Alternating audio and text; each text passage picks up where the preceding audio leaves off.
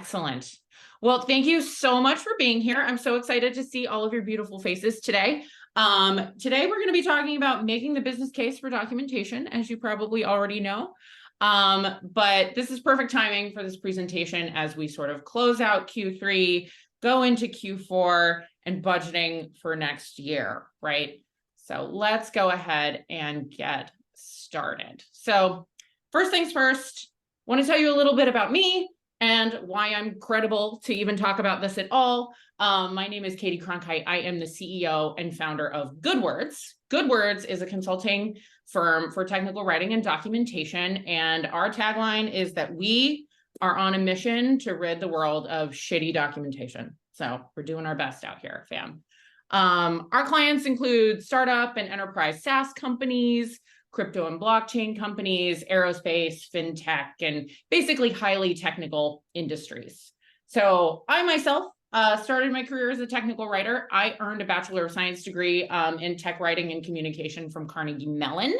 And I was a technical writer in Silicon Valley before I founded my business about 6 years ago. So GoodWords has been going strong for about 6 years. And most importantly today, it is my birthday, and I want to say thank you all for coming to my very corporate birthday party to hang out with me. So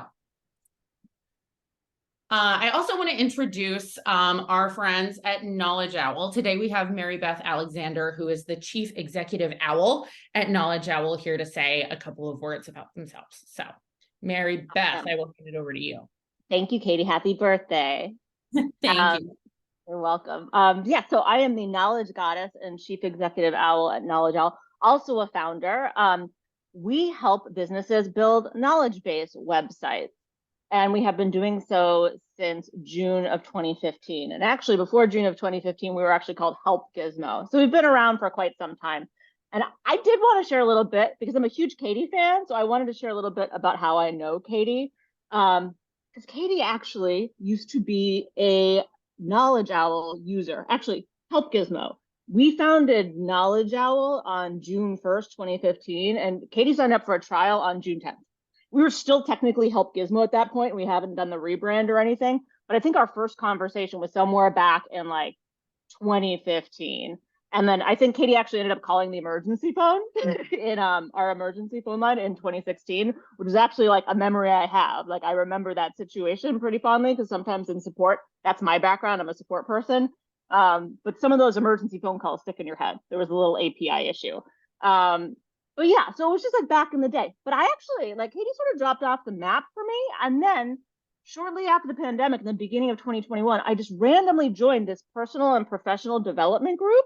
And lo and behold, there was like 4 or 5 people in it. Who was there but Caity? And I was like, you sound really familiar. She knew about KnowledgeOwl. And then I looked it up. I'm like, she was the person that called the emergency phone that time. But yes, so we reconnected, and I was an even bigger fan, because at this point we're both running our own companies. And she's actually the reason I hired a COO back in March of 2021. So we go back. So I'm a big fan. But yeah, so back to today, we're really excited, and I'm really excited to be part of this webinar. I really want to get my hands on the documentation calculator, because I know this is a big struggle for a lot of organizations, is figuring out the value of documentation and proving the actual monetary ROI on investing in docs. And as part of this, we do have a special offer for anyone who might be out there looking for some knowledge-based software. We have a special Friend of GoodWords discount available. So if you want to sign up for a trial, I'll drop the link in afterwards. To check out KnowledgeOwl, we are doing 2 authors for the price of 1 for any Friends of GoodWords. So we're going to send that out in an email as well, too. So you'll get that, too. But I'm just really excited to learn more about the documentation calculator and building the business case for documentation. So I'll hand it back over to Caity. Awesome. Thank you, Mary Beth. And I similarly have been a big Mary Beth fan for a long time. So very excited to have you here and helping us out today. So, but enough about us. I've been talking about us. We want to talk about you and who you are. So you're probably here because you're a technical leader, you're a startup executive, or you're somehow in charge of documentation at your company. You're probably responsible for advocating, budgeting, or prioritizing documentation projects in your organization, or maybe your team is lobbying you to prioritize those projects. You might be struggling to get staff, budget, or buy-in to help with doc projects that your company needs. You might be frustrated that your company's leadership doesn't seem to understand the importance of documentation or good documentation tool chains. And I want you to know that you're going to save space. We're going to talk about all of this today. So here's what we're going to go over. I'm going to give you a brief overview of kind of the agenda for today. So in part one, I'm going to talk about how to get into the mind of your executive team and the leadership team that you're going to be asking for budget from for projects like this. In part two, I'm going to teach you how to evaluate the bottom line cost and business risks of neglecting critical writing and documentation projects in your organization. I'm going to show you our calculator that we use and the calculations that we employ to determine the impact that documentation has on your company's bottom line. And then in part three, we're going to kind of bring it all together with some tips and tricks for how to make a really effective case when you have to present this to your leadership teams. All right. So part one, I want to teach you to think like an executive. I myself am an executive. I'm a CEO of my company, right? And I have been talking about documentation with leadership teams for a long time. So like I said, I founded this company 6 years ago, but before that, I was also a freelancer and a contractor who was having these conversations all the time. So I've had hundreds of conversations with leaders and managers and executives about documentation over the years. And these are actual real life quotes that people have said to me about documentation in their organization. So they hate the docs. The docs are boring. They consider documentation a necessary evil. They think the engineers should just write the documentation, and they don't see the value of hiring someone to do that as a role internally. And my favorite, that documentation is unsexy. So basically, in most of the conversations that I have, the leaders that I talk to view documentation as boring. They think it's a burden. They think it's something they have to spend money on, that they're not going to get any value from. And they don't clearly understand how documentation ties in to other business objectives. They see it as a cost center, something that they have to spend money on that they're not going to see any return from. So we get it. That was enough. Executives don't care about the docs. So what do they care about? Like I said, I talk to executives all the time. I myself am one. I'm a leader at my company making budgeting decisions. So executives and leadership team members care about upholding their company's values, culture, and morale. They care about achieving annual and quarterly goals. They're human, right? They have personal goals. They have personal ambitions. They have pet projects that they want to get done to make themselves look good at work. And they are usually the stewards of the money in your organization. So that includes reducing overhead costs and increasing business growth, revenue, and market share, right? Your leadership team are the stewards of this for an organization, or at least they should be in a well-run organization.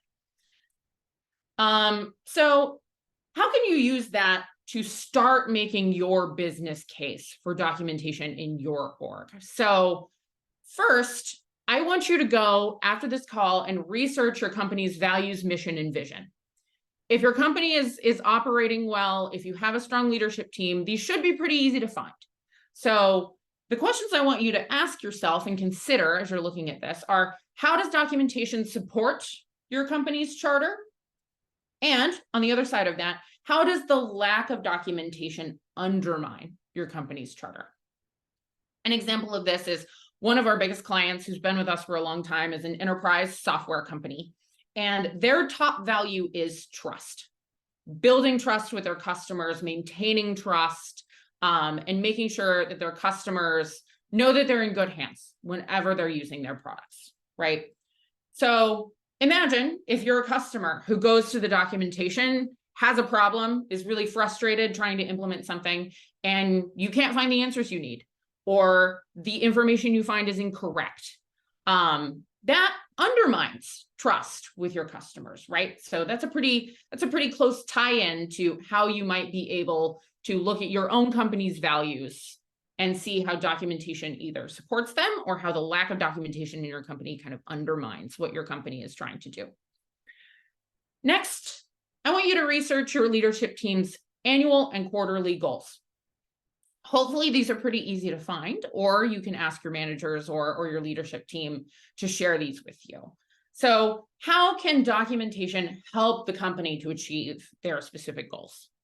An example of this is I had a call a few weeks ago with a team who one of their major initiatives for the year was to improve engineering onboarding. And one of the ways they wanted to do that was with documentation, right? So it was much easier for them to make a case to get budget for documentation because it directly tied into a goal that they wanted to achieve for the year. Next, research how your leadership team is evaluated and compensated for success. So this one I think is pretty fun. You want to ask yourself, like, what is most important to them as individuals?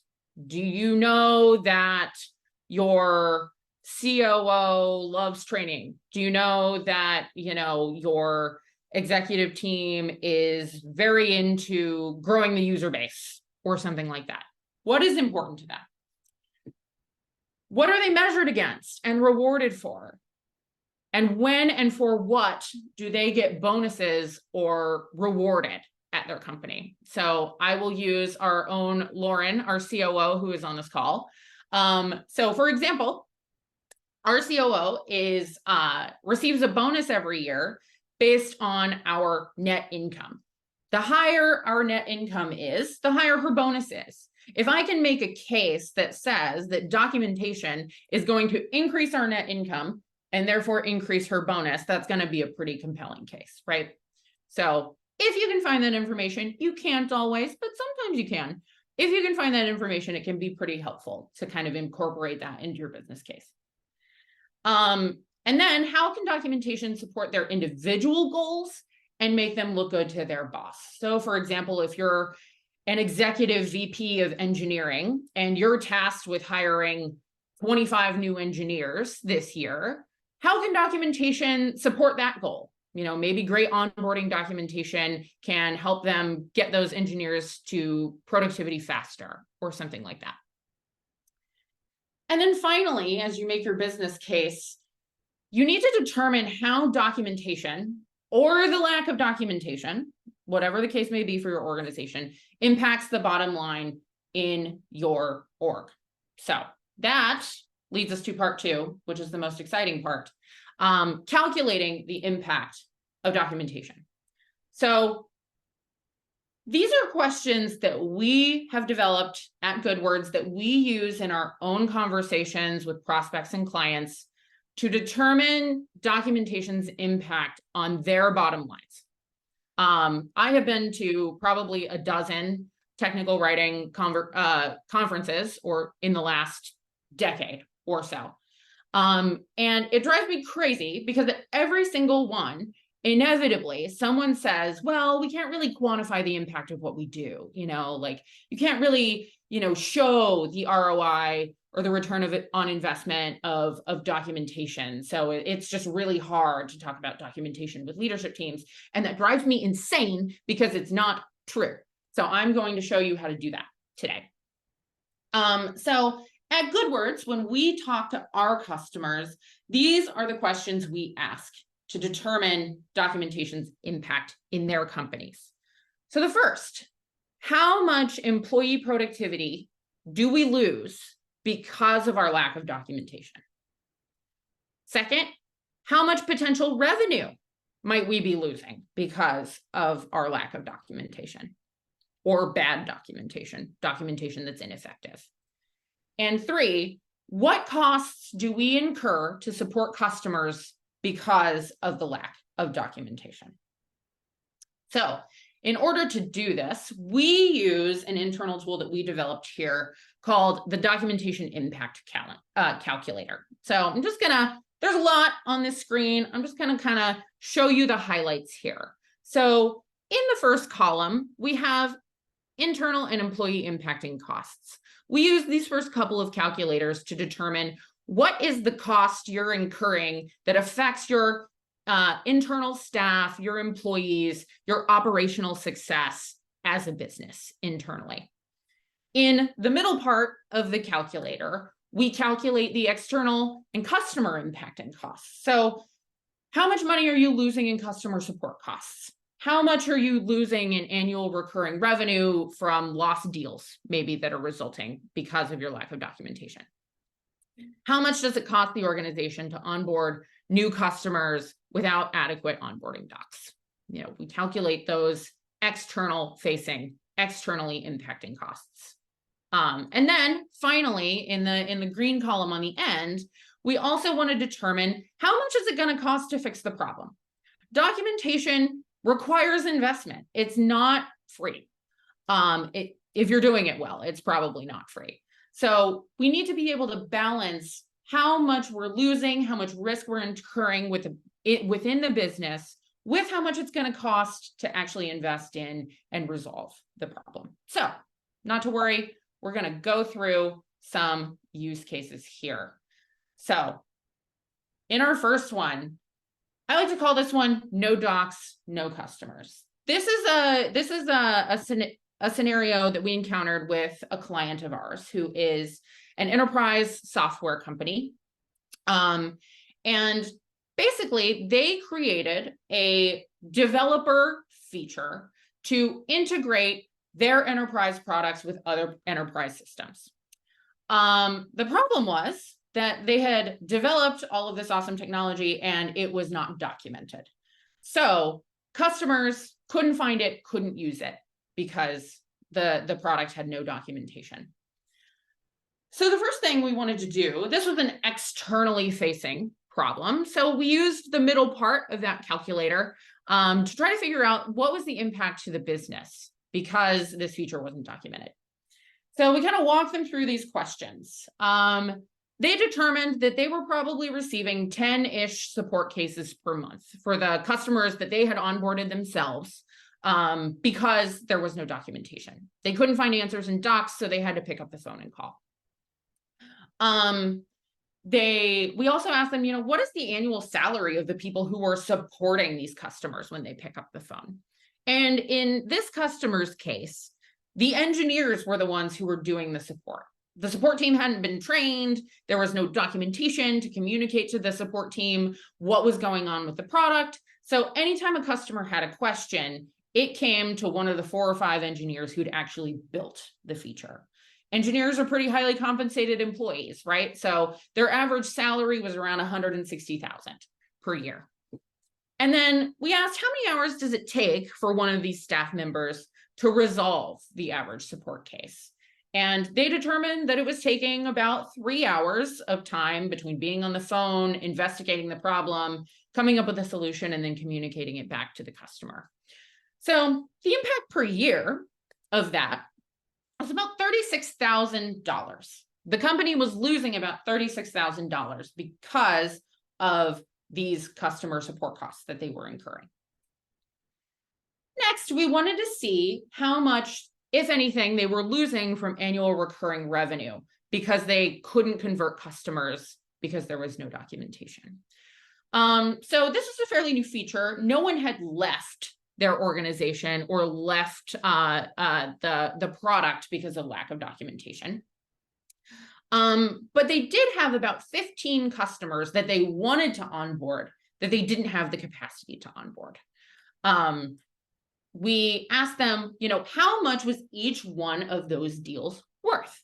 What was the average annual recurring revenue for a deal? If they were to convert all of those 15 customers in their pipeline to paying customers, each one of those deals was going to be worth about $12,000. The impact of that per year, when we did this math, was about $180,000. So because they didn't have documentation to be able to effectively onboard new customers, they were losing about $180,000 of revenue potential. And then finally, because they didn't have these onboarding docs, they were manually onboarding each customer that they were bringing into the ecosystem. So we asked them how many employees are required to help customers with their initial setup and implementation. This was a developer feature. It was pretty complex. It was being installed in enterprise environments. So it required quite a bit of handholding to get these customers up and running. There were 2 internal employees who were doing most of this onboarding. Again, these were the engineers who had built the product, who were working on the team, who were actually doing these implementations because no one else in the organization had the knowledge to be able to do that. They determined it was taking about 8-ish weeks to get the customer from converting to getting completely set up. And that it was taking each of those people about 5 hours a week to get their implementation up and running properly. Again, they wanted to onboard 15 additional customers in the coming year. And so when we did this math, the impact per year was about $120,000. They were losing about 120 grand, or were going to lose about $120,000 if they had to manually onboard all of these people. So next, we needed to be able to determine, is it worth it for them to solve this problem with documentation? Was documentation actually going to save them any money? So in this case, this was a developer feature. It was highly technical, and they needed a very technical writer to come in and support them with this documentation, who could read code, write code samples, test developer products, and things like that. We determined together that 1 writer would be necessary to complete the documentation for this project, working full time, and they thought it would take about 6 months to get the product documented from start to finish. Again, like I said, they needed some very technical support. So the hourly rate of a technical writer with the skills that they wanted was pretty high. It was 175,000. Or not 175, not 175,000, excuse me. Luckily for them, they had doc tools in place already, so they didn't need to invest in new tools. But the initial investment required was $182,000 for that initial 6-month period to solve the issues that they were encountering. That's not cheap, right? That's not nothing. But if you're a technical writer on this call, you know that writing the documentation the first time is only half of the challenge, right? So once you get it written, you have to maintain it and update it as the product changes and as new features are released. So we wanted to determine the ongoing cost of maintaining this documentation for them. Again, we determined that 1 writer was enough to be able to maintain this documentation with their release cycle. They released 4 times a year. And we estimated that it would take a writer about 20 hours, for each of those releases to get the documentation up to date with new features. Again, they still needed somebody with a lot of technical skill. So the hourly rate for this person was $175, and the ongoing investment per year required was $14,000.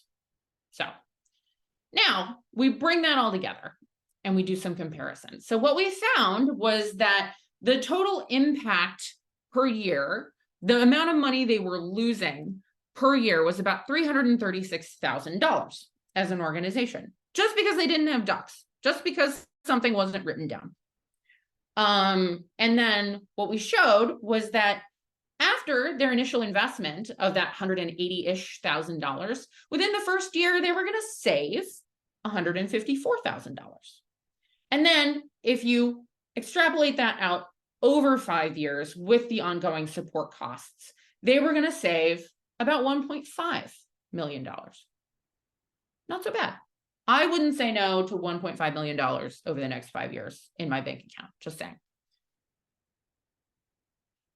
So let's go to another use case. Let's talk about the internal facing consequences of neglecting documentation. So I like to call this one "so many quants, so few docs."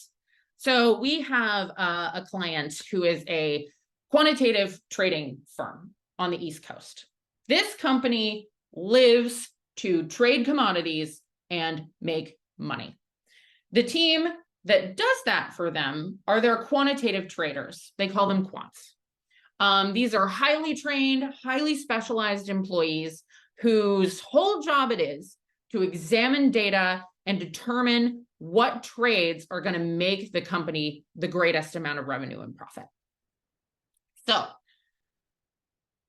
a stakeholder from this company came to me and said, hey, like, we've got these internal tools that are proprietary. They're very technical, and our quants have to use them to be able to determine which trades to make. If they use them correctly, they can make really great trades that result in a lot of revenue for the company. He said, but the problem is, we've got about 60 quants. We want to grow the team to, 70 or 80 over the next year or so. But none of these proprietary tools are documented. So our senior engineers have to spend a lot of time onboarding our more junior people. They don't know, some people don't know what new features are in these tools. They don't know how to use them effectively. So we're worried that we're losing money because our engineers don't know how to use these tools, right? So we wanted to help them quantify the impact of this on their organization.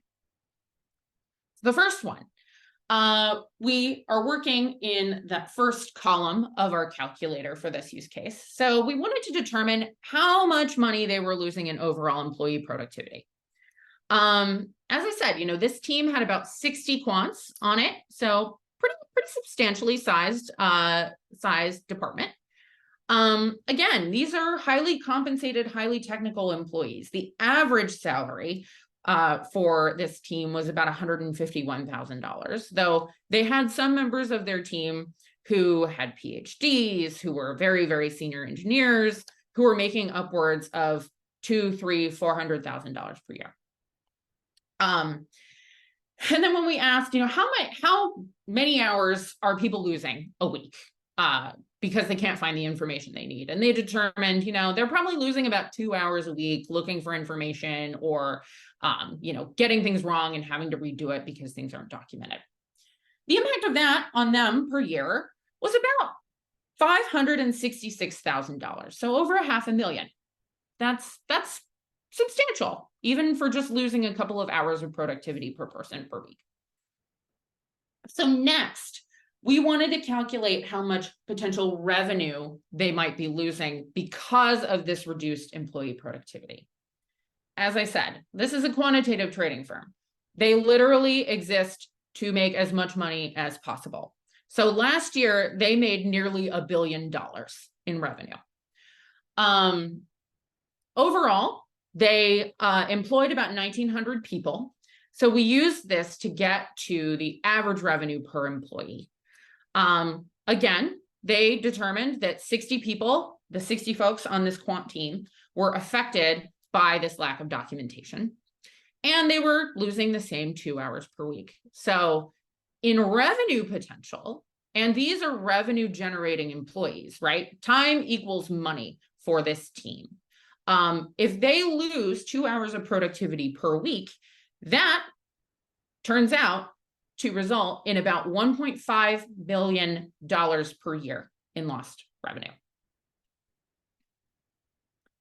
Next, we wanted to determine how much they needed to invest to actually solve this problem in their organization. So again, we did the same calculations that we did before. They needed 2 writers to resolve the sort of technical debt to document these internal products. They thought it would take them full-time hours over the course of a year to do this. So a substantial investment. And again, this is a very, very technical team. They needed some people with very specialized skills in math and programming. So the rate for these writers was about $175 per hour. The initial investment required for that first year was $672,000. Again, that is not cheap. If you go to your team, if you go to your leadership team and you want to ask for $672,000, you better be able to make a pretty good case for that, right? But that was what it was going to require to solve the problem the way that they wanted to do it.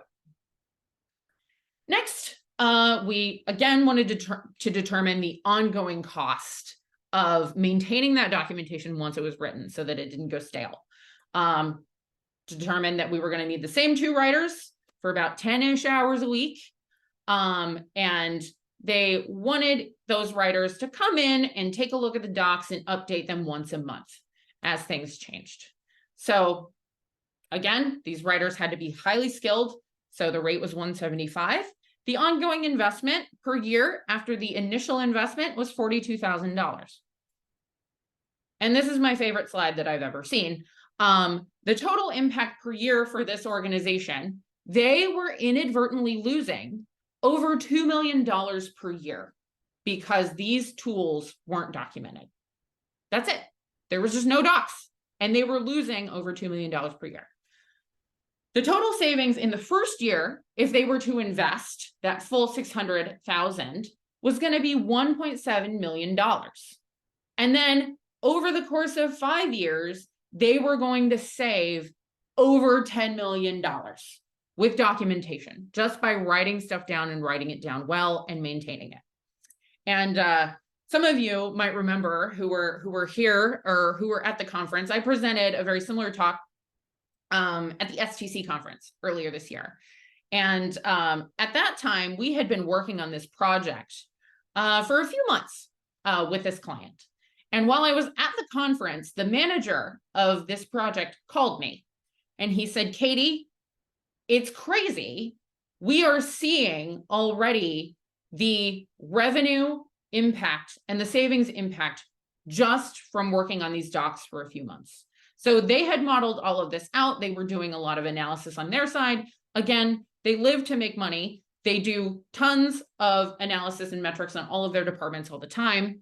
And their numbers were already showing after a few months of work that documentation was starting to pay off in big ways for their organization, which was absolutely music to my ears. So to kind of summarize here, in order to make your business case, you want to identify how much money your company is inadvertently losing by neglecting your documentation. Lost productivity equals lost revenue potential equals lost money. For most businesses are for-profit enterprises, for-profit companies. They need to make money in order to survive. You can quantify how much money your organization might be losing in cash by doing some of these calculations. Next, you want to identify how much it's going to cost to invest in a documentation solution. So you have to demonstrate how much budget you need to solve this problem effectively, both now and on an ongoing basis. It's one thing to do the project the first time. What I always tell our clients and our prospects is that it's actually pretty easy to sit down for a few months and crank out your docs. The hard part then is maintaining it on an ongoing basis. So you want to make sure that your budget and your solution also includes the cost to maintain it over time. And then show the short-term and the long-term advantages of solving the problem with documentation. So documentation is usually, not always, but is usually one of the cheapest long-term solutions for reducing customer support costs and increasing internal productivity, assuming you do your documentation well and you maintain it well over time. So now we want to bring it all together. We've talked a lot about how leadership teams think, what they care about. We've talked about how to get to some of these numbers. And we want to bring those two things together to make a really good business case for docs in your company. Okay, so a really great business case for documentation provides clear connections to how documentation supports your company's vision, mission, and values. It shows individual leaders on your leadership team how documentation supports their goals and incentives and the company's goals and incentives. It clearly demonstrates how and how much documentation impacts your company's revenue and profitability. And it emphasizes the importance of all of these factors. I want to focus on this for a second. One without the others is usually not enough. So what I have found in my years of being a documentarian myself, running a company that provides documentation services to our clients, is that you really have to have both. You have to have values alignment and you have to have monetary impact in order to make a really good business case. So, for a hyperbolic example here is, on the books, it might make sense for my company to invest in an oil lease in West Texas, right? That might make me money, but that is not aligned with my company's values. It's not aligned with our vision or our mission. So as a leader, I'm not going to do that, right? So the same is true here. Asking for money because it's going to save your company money is impactful, but it's not going to get you all the way there. You want to be able to tie it back to how this impacts your company's ethos, vision, mission, values, all of that good stuff. So here are just some pro tips for success. As I said, I've been doing this a long time. I've had this conversation with many people. What you want to do is you want to articulate a positive and optimistic vision for documentation at your company. Remember way back to the beginning of this presentation, right? Leaders don't usually look on documentation fondly because they think it's boring. They think it's a burden. They think it's costly. They don't know how to do it well. They think about documentation and they sort of cringe, right? So when you go to make your business case or when you go to talk to a leadership team about investing in documentation, you want to try to change that narrative a little bit. You want to lean into the fun, the inspiration, and the opportunity that comes with docs. Maybe docs can help to support delighting your customers. Maybe they can be an extension of your product. Maybe they can support your branding, something like that. So you also want to emphasize positive emotions and outcomes. We want to get away from the boring, burdensome, expensive, and get into relief, support, customer success, operational excellence, etc. And I want you to remember that your leadership and finance teams are your advocates and not your adversaries. So in my role here, sometimes I will coach documentation managers or other leaders about making this case to their leadership teams. And something that I see fairly often is, we go into these finance and budgeting meetings ready with our swords drawn, ready to plant a flag and conquer the budget for the year, right? But your leadership team members are human. Nobody likes to be conquered or, wrestled into submission.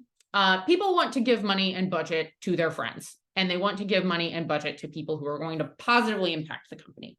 So you want to go into these meetings, collaboratively, seeking solutions that are going to make the company better, not to conquer your leadership team in their budgeting process. So, and then finally, I will offer to pick your battles. So sometimes it does not make sense to invest in documentation. I have done these calculations with prospects before, or people who are interested in kind of evaluating these costs. And sometimes the cost of solving the problem with documentation is more expensive and is not going to save the company enough money to be worth it. So pick your battles. Sometimes it really does not make sense to do this. You'll have a lot more success and credibility if you make a case that makes sense, as opposed to trying to shoehorn something in that doesn't make financial sense for your company. So that's it. That's me. It is your turn for questions and answers. So thank you very much, Caity, for that informative presentation. That was really helpful to hear and learn more about making the business case for documentation. So we had some questions come through, and I'm going to start going through the list. And we can also open it up to, if anybody wants to use the hand raise feature, we can call on you. But let's kick us off with some of the questions that came in. So Caity, one of the questions was, do you have advice for making a case for spending the time to gather this information as you're building the case for documentation? If people's time is stretched thin already, for internal employees, or for example, if this is a paid discovery process with outside consultants. So the question's really around how do you make the case to spend the time to gather this information? Yeah, I mean, I think it's a cost benefit analysis, like anything else, like this entire thing, right? It's like, how much are you suffering? How much money are you losing and spending by not taking a good hard look at these problems, right? I think that usually if you're able to articulate what the outcome of this discovery process is going to be, people are pretty supportive, right? So, when if you are, for example, a documentation manager or somebody who is trying to determine what the impact of this is going to be, you can go to your leadership team and say, the outcomes of this are, I want to be able to show you definitively if this is going to save the company, or make the company money in the long run.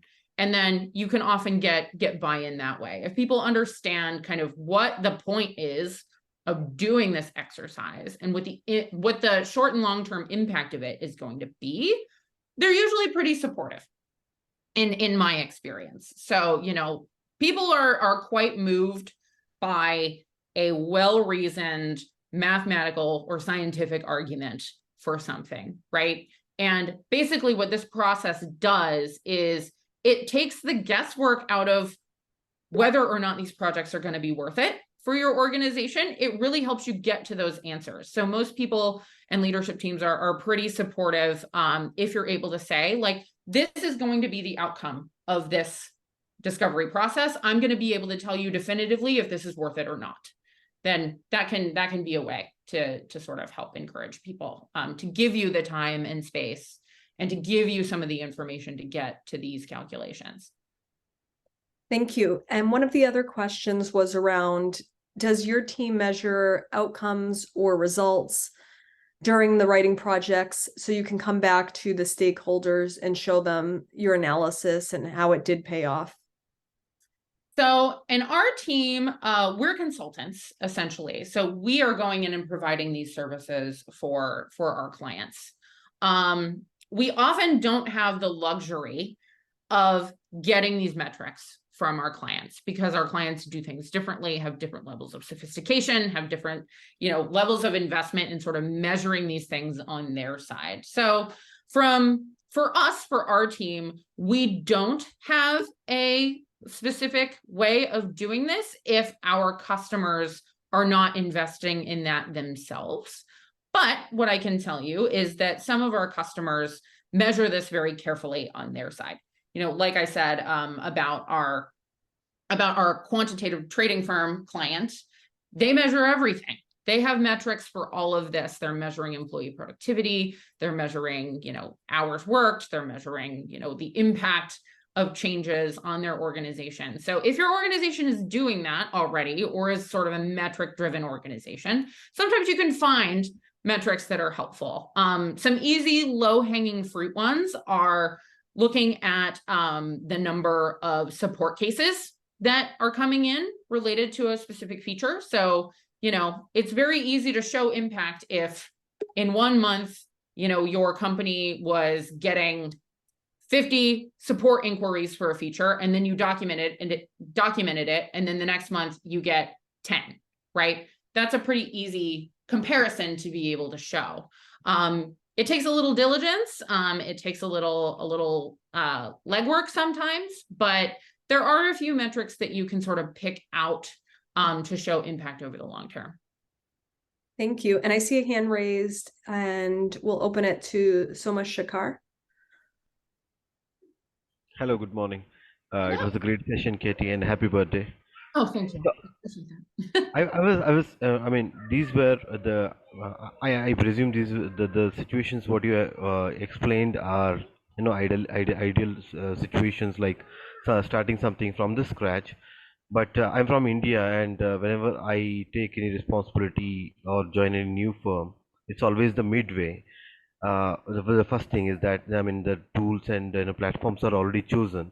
That is one challenge to cope up with, and another one is that because of the software companies, unavoidable challenges. They always have burning issues, and they always have priorities set by other stakeholders.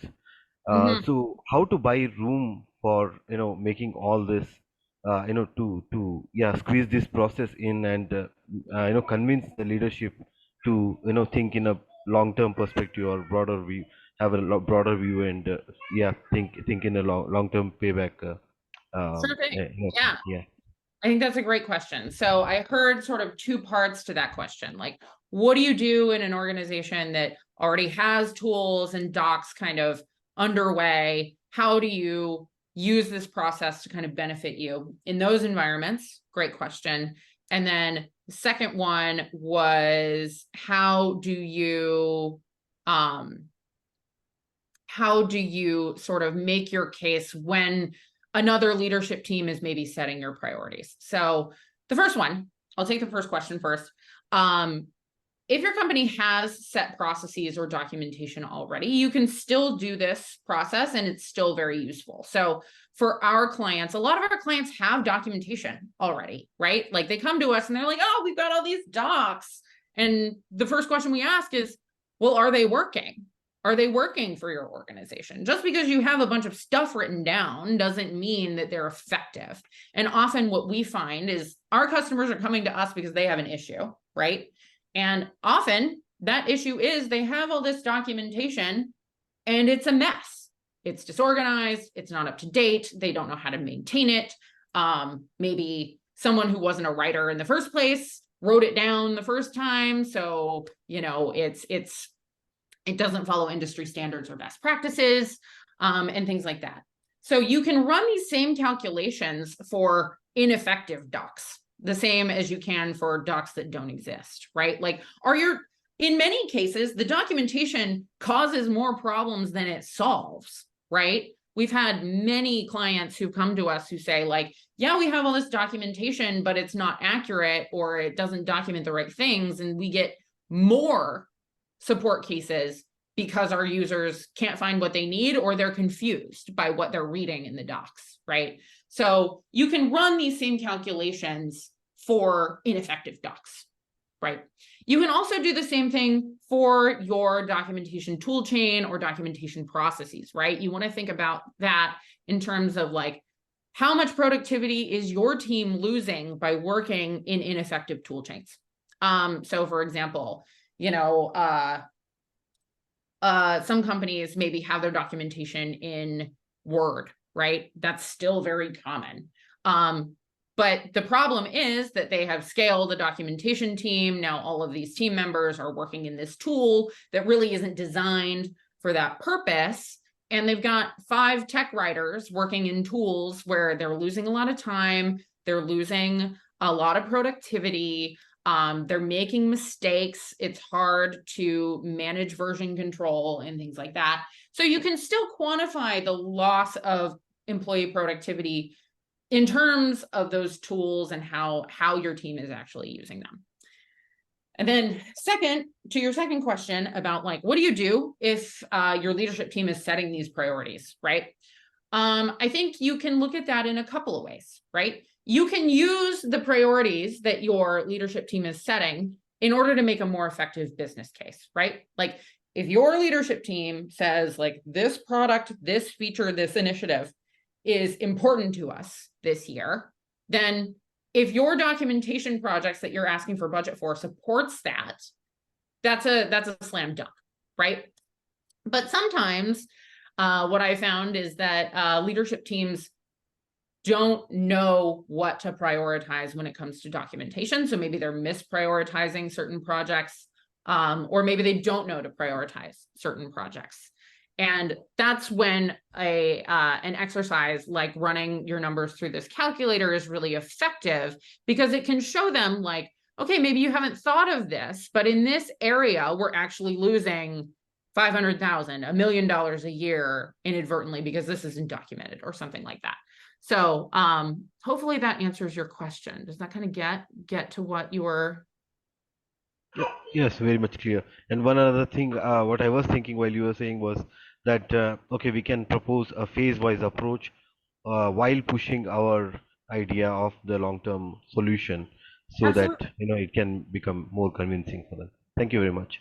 Yeah, sure thing. Thank you. So we have about 7 minutes left as a time check. And one of the other questions that came in from Julia is, how do you estimate the time needed for both the initial documentation and then the maintenance of the documentation? Yeah, sure. In my company, we have the advantage of doing this all the time for lots of different kinds of customers. And so in our case, we've done enough projects that we know about how long it takes. So we have that advantage. And would be happy to have a conversation to kind of help you scope that in your own organization if you need some help with that. But I think that comes with experience, writers who've been doing this a long time, I think generally have a pretty good idea of how much time, how much energy, how much effort something is going to take. But some of the things you can look at as you sort of make those considerations are how technical is the product or feature or the thing that you're documenting. Is it going to take a lot of expertise or a lot of research or a lot of time to actually figure out how it works? What is the release process for those products or features? Does your company release new features on a rolling basis every day or every week? Or do you have massive releases, a couple of times a year or once a year even? What is how do your documentation processes work? How long do those take? How long does it take to build and check in your documentation if you're doing that, or get reviews or go through the editing process and things like that? So just kind of breaking down the problem a little bit can kind of help you get to those answers. But as sort of a best practice, what I always say is, if you're going from nothing, if you have a feature or a product or a service or something like that you're documenting that has no documentation, I always recommend budgeting at least a fiscal quarter to do that documentation. So set aside budget for someone working between half-time and full-time on a feature for 3 months to be able to get that project done. That's usually a pretty good baseline for a single a single feature area or something like that has no documentation. So to answer your question, it's kind of an art to be able to do this. It requires, some experience and just sort of like trying it, seeing how long things take. And sometimes it can be really helpful to even track your time. If you're a writer working on projects like this, even if you work in-house on salary for a company, it can be pretty helpful to track your time to show your stakeholders, like, okay, this week I spent 10 hours in design meetings, and I spent 10 hours researching, and I spent 15 hours writing, and I spent 5 hours at it, whatever that is. So that can be a pretty helpful exercise as well. We probably have time for one more question, Caity. So one of the other questions that came in from Ashley, this is specifically around platforms like Slack. So it looks like the question is, for an organization that lacks internal documentation and spends a lot of time asking questions on a platform like Slack, how do you estimate how much time is lost because of things like Slack threads or repetitive questions? So any thoughts that you have around platforms like Slack and time that's lost there? Well, I think Slack is going to be your best friend here, because you can literally show a record of how many times people are asking the same questions and how many times people are running around in circles looking for the same answers. So, screenshot some of those Slack threads if you're allowed to do that, perhaps, and use those to your advantage. But also, I encourage you, if you undertake this exercise, to talk to the departments that matter and who are your stakeholders here. So I would say, if you can, talk to your engineers or talk to your product managers. How much time are they spending each week on customer calls, answering questions? Talk to your support team. how many support cases or tickets did they get for this feature over the last month? Ask them what those numbers are.